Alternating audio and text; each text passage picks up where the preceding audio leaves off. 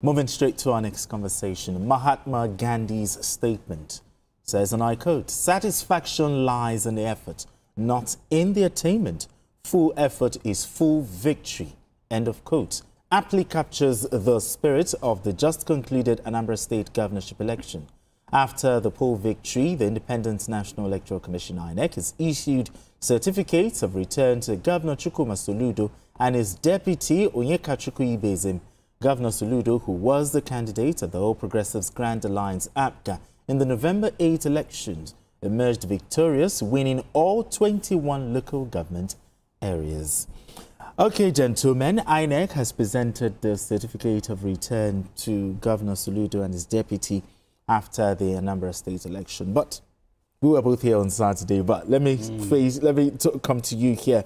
How would you assess the INEC's handling of the governorship election in Anambra State? What's your assessment? You know, this is the first test of, well, let's say, for Professor Amopiton, the new INEC chairman.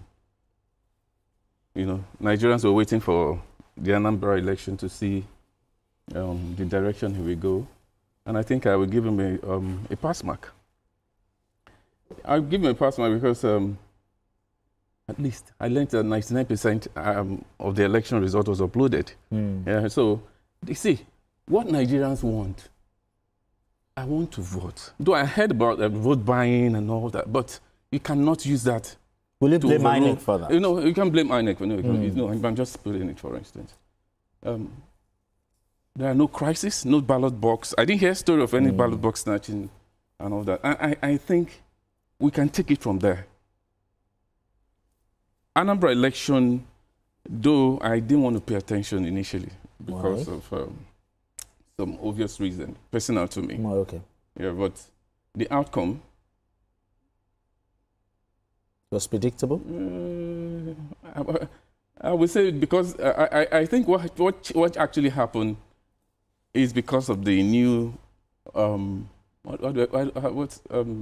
new sheriff in town in INEC. The INEC. So I see a lot of things people envisage, especially people from that side, they envisage the expectation. The election didn't go their way. Okay. APGA has been on ground for a long time. Even Peter Obi run under APGA. What's the name of the Obiano run under APGA, and then Soludo came. So it would have been difficult for another political party to just uproot it, just like that. It's not possible. So the election, you know, it came out as expected. You know, Soludo haven't won the election. The election is over now. Campaigns are over. What Anambrians want at this point? We're still going to get to that point. We'll still get to that point. But looking at the key factors that contributed the most to Governor Soludo's victory at the polls, what are the key factors? You know, was it the party popularity?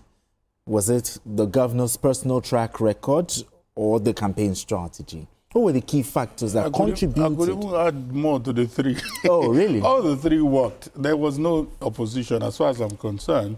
And this is not judging from the fact that I'm in Lagos. We had a correspondent there who was giving us minute by minute of what is going on. This is someone who performed creditably well by all assessment. And when you also look at the opposition was not sure whether even his party was behind him. You understand? As we speak, the man has not conceded defeat. But the president of the country, the party, has already congratulated him. So this speaks volume that Soludo was so lucky to have limited, you know, challenge to his coming back for the second time. So in terms of track record, you know, a lot of people have always felt that Soludo was a presidential material back there in CBN. So agreeing to, you know, go the humble pie, go to the governorship to test your popularity and joining APGA, it's a whole lot of advantage for him. So as far as I'm concerned, there is nothing shocking. There is nothing. In fact, if you listen to the party men, they said they were shocked that they didn't win some words because they wanted to win all the words.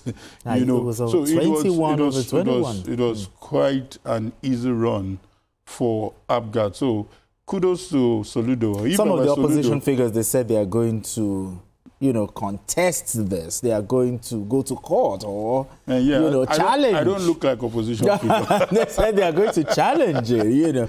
But still talking about INEC, would you say that INEC has demonstrated some level of improvement in election? Talk about in the area of logistics, transparency, the use of technology. I'm not going to sit down here and start praising INEC yet. We have more work the journey ahead of us. They tried in Anambra election, as I said before. Or you think because it's an off-cycle election, you can't use it? There are no issues. As I said earlier, no ballot box snatching. People were not killed, except for a few issues of vote buying. Aside this, the election was free, fair, because the margin is clear. If Soludo didn't do, if Abga didn't do well, if there was a mistake in getting those numbers, yes, I see other political party. In fact, before the end of before the dawn of that election on Saturday, I see because I saw some of them after they're voting, they were actually looking forward to INEC try. So majority of them gave INEC a pass mark. So the numbers came out well. I would say INEC tried to that extent, but we have a journey ahead of us. Talking about the vote buying, the EFCC is always involved. You know, they are always there. How effective has it been? The vote buying, you can't stop politicians. It's again, you cannot stop politicians when they want to play their game. How many of the words? No, how many of the words you want to have EFCC, for instance? For instance, now let's take that Anambra election. How many of the wards do you want to plant EFCC officers, you know, to tackle people vote buying? How many of the wards? How many officers do you have in the EFCC that will just go into Anambra State and say, check? It's not possible. They may be in Anambra State, maybe Oka and all that to do that, and then do some photo ops and all. That's where it ends. We cannot stop them when they want to play the game. INEC has.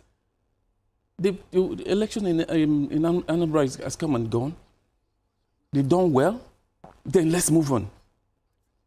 You know, let's move on. I have nothing against what they did, and I know a lot of Nigerians supported. I'm actually I'm impressed. How about the electors maybe take the money and also vote their choice? Is it possible? You don't know what happened. Yeah, I'm sure most of them did that.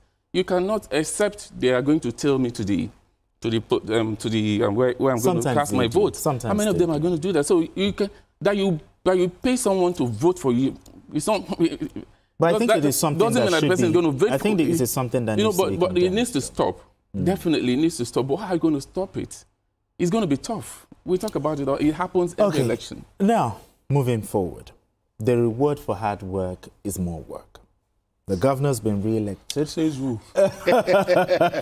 Not rested. Okay, it is more work. And I believe Governor Soludo knows this.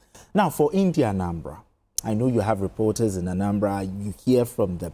What do you think India Anambra should expect? What should they expect from the governor now that he is coming for a second term? I want to assume that the zenith of Governor Soludo's political career shouldn't end as a governor. He might want to be a senator, he might want to be, who says he can also go for a presidency. So it therefore means that he shouldn't rest on his horse. Right. It's something that should make him, you know, beat his own record. You understand? So if you feel, okay, I've surpassed many governors' record in this state, and therefore there is nothing more to do, I would totally disagree with him.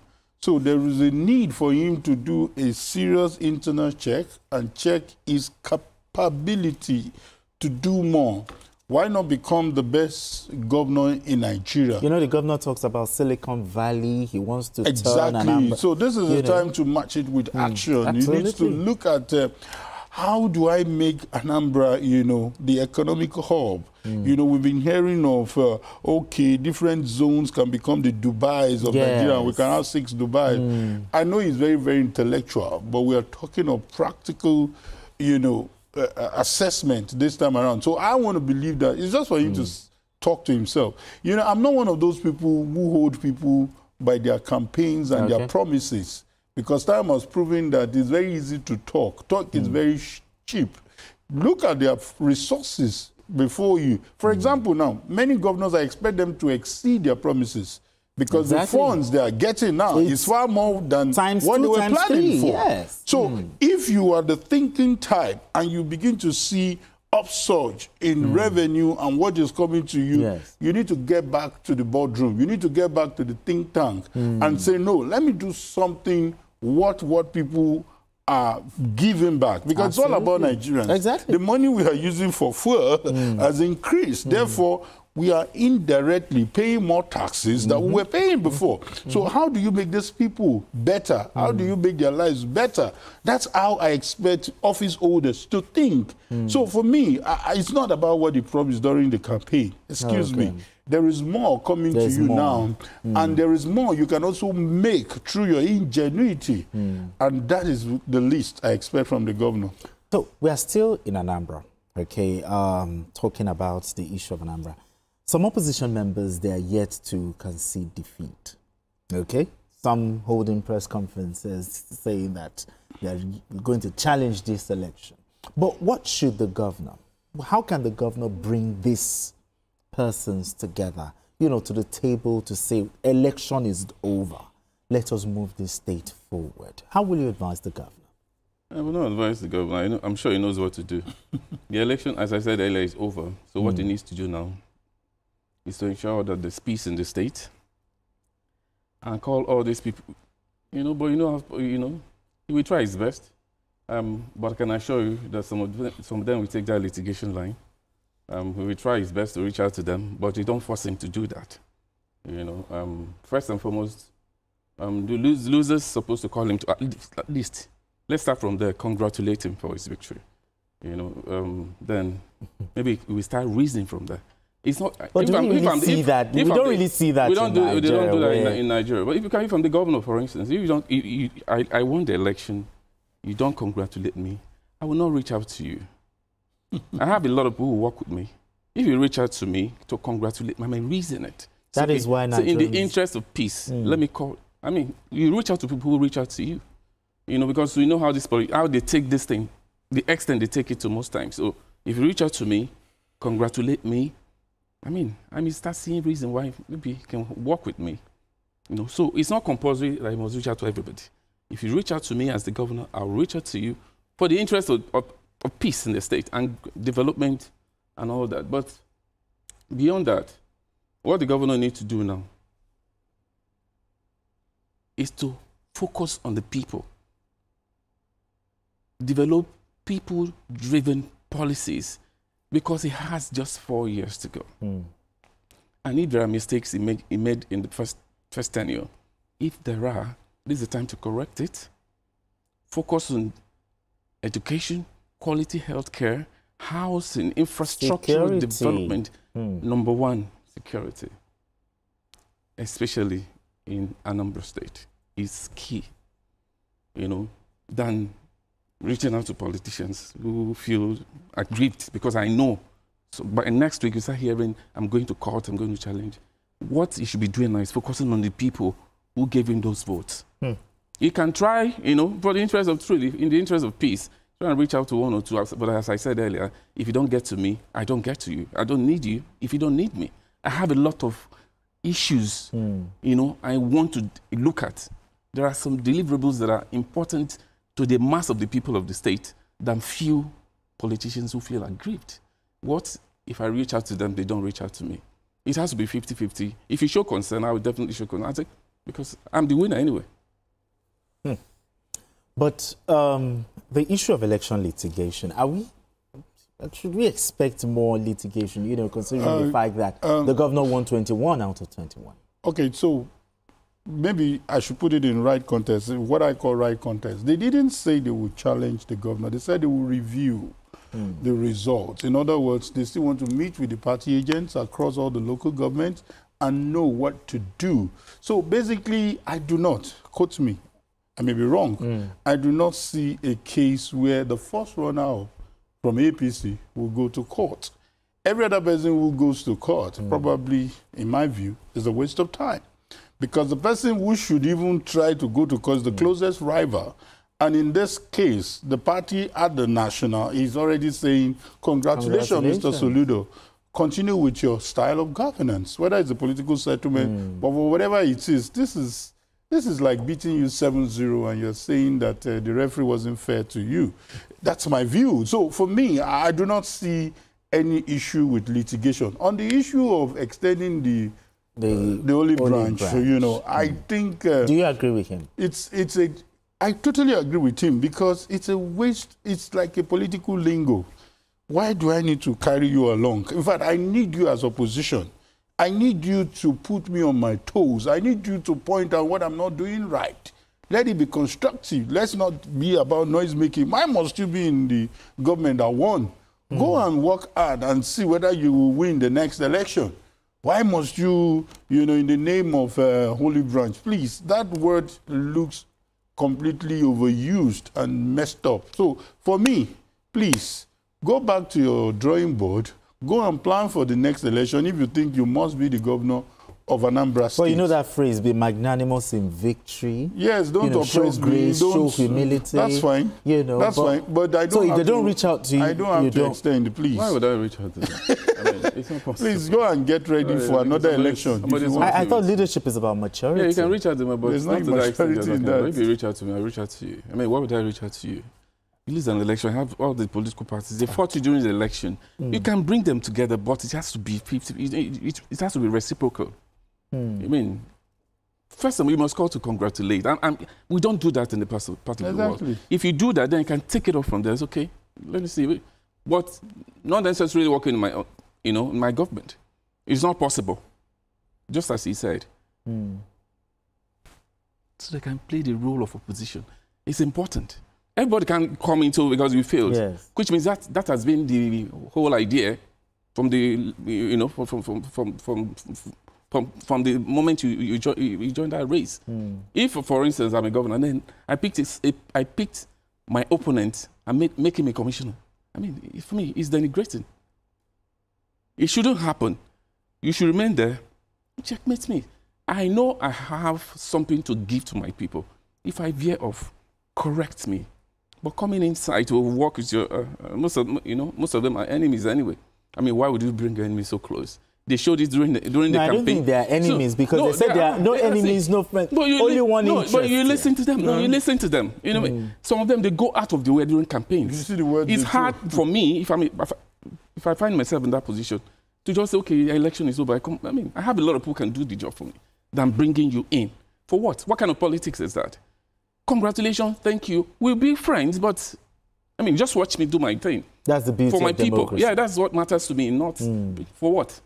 There are some people who work for me during the campaign who want to kill themselves, went out of their way. Then bring you. We should reason it. Okay, well, that's another conversation entirely, but gentlemen.